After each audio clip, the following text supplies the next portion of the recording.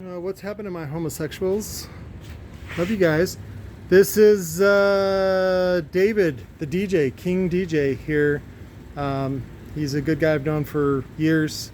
He caters to, well, he's a Jamaican immigrant, but he caters a lot to the black community and specifically immigrants. And they play everything. Like the latest show they did was for a baby shower.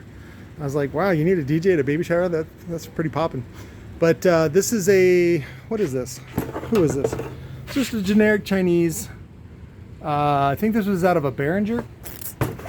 Again, nothing wrong with China. Everybody uses China. And in this case, Behringer, which is now owned by Samsung, uses it. Samsung acquired Harman International. Harman International is like a whole suite of audio companies. So, which is basically why Apple bought Beats, was because they couldn't outsource it, and also buying the brand, which is, you know, the power of the brand is that people know this brand, they trust this brand, even if this brand is ripping them off, right? Which is what Apple does. So that's why Apple bought Beats, and that's one of the reasons why Samsung had the deep pockets to just fucking buy Harman International, which is like insane because it's like PV, Gibson, all kinds of brands, Infinity, JBL, of course, and then, of course, Harman Kardon and some other ones. One of them, I think, is Behringer. Do your own fucking research on that, though. But one of the things that I get a lot is PA guys, professional audio, also known as pro audio, also known as public address. So you got to understand that PA drivers are meant for live music, okay? Reproducing, amplifying live music. Now, live music, we're talking about, you know, fucking country, rock and roll, like bands that, you know, like maybe there's some kick drum and maybe like a bass guitar that plays down about 44 hertz. That's it. It's not fucking EDM. It's not any of that kind of music. And so that's what PA drivers have been built for, you know, almost 100 years now. And that's what they're limited to. Now, some of the motors have gotten bigger. And when you get into some of the exotic companies that you would see in like Speaker Builder magazine or in Voice Coil magazine, they now offer, basically it's kind of dumb because they offer Neo versions of the same fucking shit. And the Neo versions are just lighter, which is good on the stagehands that have to, you know, haul the gear around, but it's still the same dumb driver. Now, the problem with a lot of the pro audio guys is that they lean on a lot of that sensitivity. They like to see those high sensitivity numbers. But you got to remember that they're using this as a mid-range, right? So this typically gets played up to about 1K, maybe 2K, and then it gets crossed over to like a horn. And sometimes they won't even put a low-pass filter on this thing. They'll just let it play up to whatever it plays, and then the horn takes over because they want as much noise coming out of this thing as possible. So it's not necessarily quality. It's more about quantity. And again, most of the music that they're playing, that they're meant for, is live music, you know, rock and roll bands, things like that. Not, you know, like the dude from Korn, the bassist, he had it a fifth string where he just, you know, hit it with his thumb and it just fucking shakes everything. But you got to have the excursion in order to do that stuff. And so what I did years ago, this was an old crusty version I built for, was it the Sex Club? There's a sex club here in Phoenix, and I ended up getting a hold and helping the guy that was in charge of that. He also does like high-end pro baller, like backyards and shit like that, but he was doing the sex club stuff, and we built a couple of these for him, which were great until the guy decided to put 1 amp on each voice coil and then really push it. This is a typically this is a 500 or 600 watt motor. This is off of the Diamond Audio D3, which is also known as the Cerwin Vega VMAX back in the day when they were both owned by Larry Van Sickle. And that's where we got this motor. And I managed to put a 18-inch frame on it. And then what's great about it is that it uses only a 2.5-inch coil, actually 2 5/8. But they had like an 1.5 inch excursion, which is amazing for a PA driver.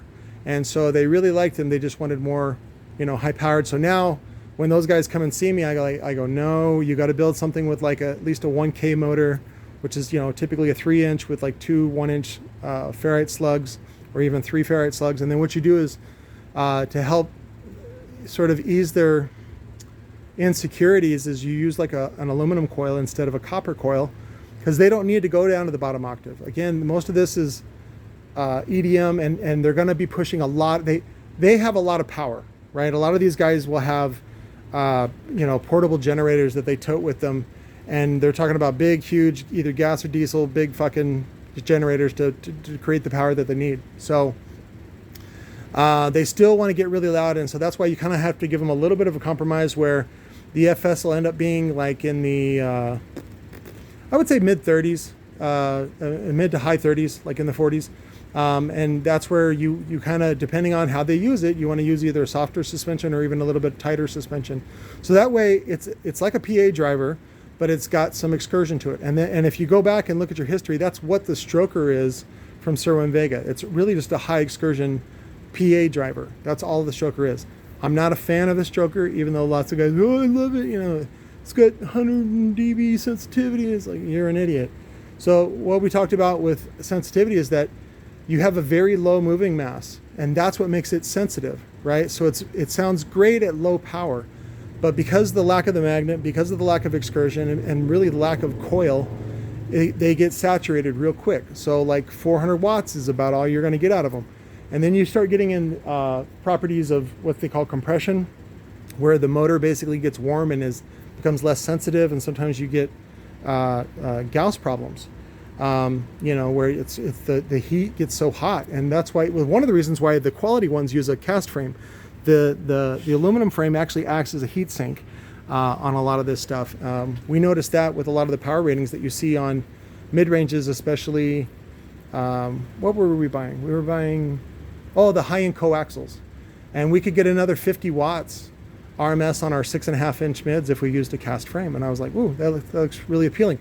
But when they want fucking 20 grand for 500 pair of them, I'm like, let me look at other investments that we can do. So, but as far as PA drivers, that's what I'm going to build him right here, is this guy.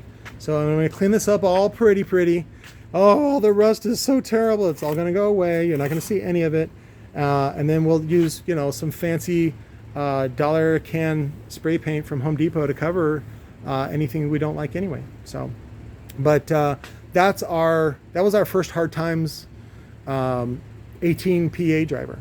So, and he actually needs, this is from a enclosed self-powered unit, which typically they use a lower impedance to get more out of the amp, which, whatever. I don't want to get into that argument. But so this is 4 ohm. So what I'm going to do is use a dual 2 ohm coil and then hardwire it in series, and then just have one set of terminals. So at the end, and then that way just, it makes it dummy proof for the guy. But that was it. I wanted to talk to you about PA drivers, because that's one of the, if you're reconing in your area, dude, that's a fucking staple. That's bread and butter. And those guys have money. Like, they're used to paying $300-400 for a recone. And I think the only reconers here in Phoenix, and remember, Phoenix is a pretty big fucking market. It's like as big as Houston and a lot of cities in California. But I think the only guys is Field Services, who I used to deal with a long time ago. And they charge like $180-200, probably more by now. This was 10 years ago. So, but this one I price out at, I think we do it for $250 shipped, which is amazing. But it's all garbage. It's all scraps. It's all stuff that, I either got for free or close to free. So the other thing is they also charge, I think they charge the same for like the Black Widow speakers, which the Black Widow speakers are PV Black Widow, I think is the name of the series. Those were the one of the first modular ones. What they call that is field replaceable, meaning you can be out at a concert and replace it. Oh yeah, by the way, I got a whole bunch of this diamond shit. So diamond D9, look at all that dust. But I'm sure some maniac will still want that fucker. So diamond D9. So, but this is the Black Widow BWX from PV. And as you see here with the bolts, basically you just undo those 3 bolts. And you're like, well, just the magnet comes off. Well, that's the top assembly. So they separate.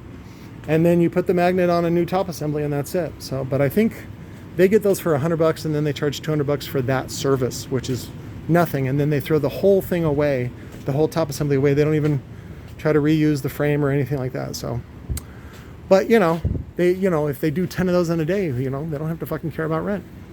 But and you can do the same thing in your community. I mean, all you got to do is be cheaper than the other guy. That's it. That's Berkshire Hathaway super tech financial knowledge. Just be cheaper than the other guy. That's all you got to be. But I think that was it. I wish you all Zen. May peace be upon you. I love you. Bye.